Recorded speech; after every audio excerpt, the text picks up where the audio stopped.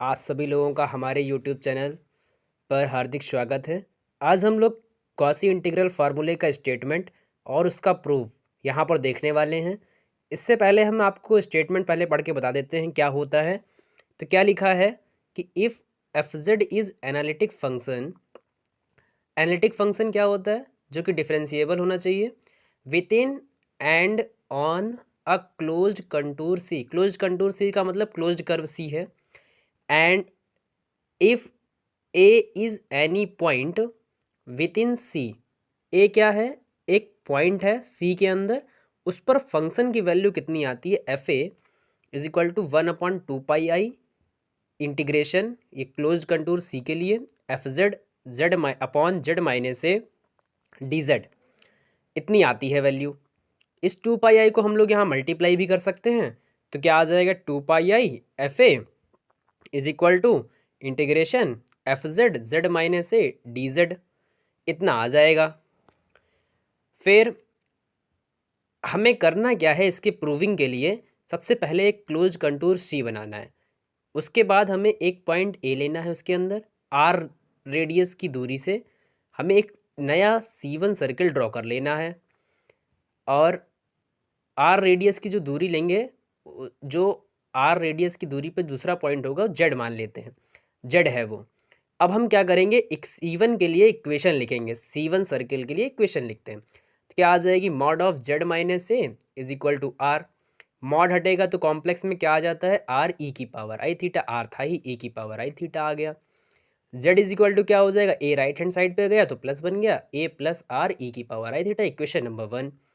D z is equal to r i e की power i theta d theta, equation number 2।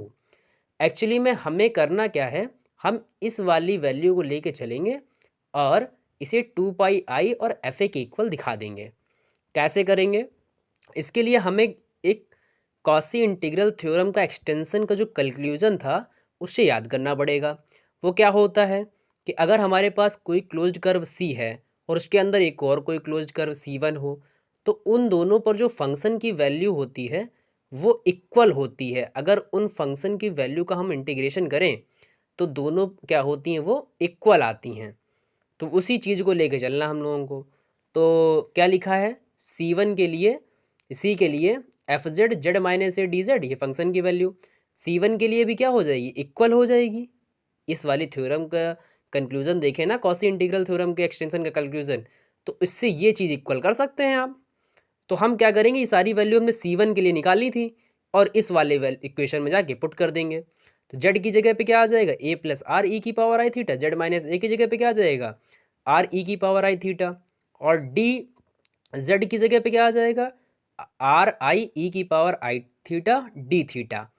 थोड़ा बहुत cancel out कर देंगे, आई बच जाएगा यहाँ से, आई यहाँ बाहर लिख लेंगे। तो क्या आ जाएगा? इंटीग्रेशन C1 के लिए F A plus r e की power i theta d theta, और ये चीज़ इसके इक्वल चली रही थी।